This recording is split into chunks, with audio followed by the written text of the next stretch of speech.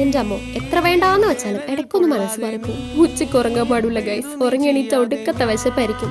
തൽക്കാലം ഈ വിശപ്പിനെ നമുക്കൊരു മസാല ദോശ ഉണ്ടാക്കാം. ഈ ഉച്ചയ്ക്ക് ഉറങ്ങുന്ന ദിവസങ്ങളിലൊക്കെ എണീറ്റ് കഴിഞ്ഞാൽ എന്താണെന്നറിയില്ല, ഒടുക്കത്തെ ക്രേവിങ്സ് ആയിരിക്കും.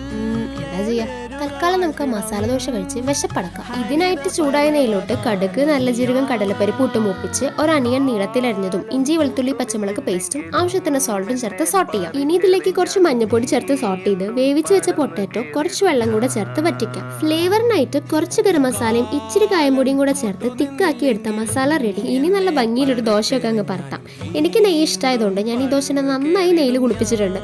ഇനി മസാല വെച്ച് മടക്കിയെടുത്ത മസാല ദോശ റെഡിയായി. ഒരു വർഷം മുന്നേ വരെ എനിക്ക് ഈ മസാല ദോശ അത്ര ഇഷ്ടമായിരുന്നില്ല. ഞാൻ ഈ നെയ് റോസ്റ്റിന്റെ ആളായിരുന്നു. എന്റെ മാമ നാട്ടിൽ വന്ന ടൈമിൽ ഒരു ദിവസം ബ്രേക്ക്ഫാസ്റ്റ് മാമന്റെ വകയായിരുന്നു, അതും ഈ മസാല ദോശ. അന്ന് സാധാ ദോശ കഴിക്കാനുള്ള പ്ലാനിൽ കിച്ചണിലോട്ട് പോയി ഞാൻ ചുമ്മാ ഒരു പീസ് ഇതിന്റെ അടുത്ത് കഴിച്ചു നോക്കി. ഒടുക്കത്തെ ടേസ്റ്റ്. അവിടുന്ന് തുടങ്ങിയതാണ് എന്റെ ഈ മസാല ദോശ പ്രേമം.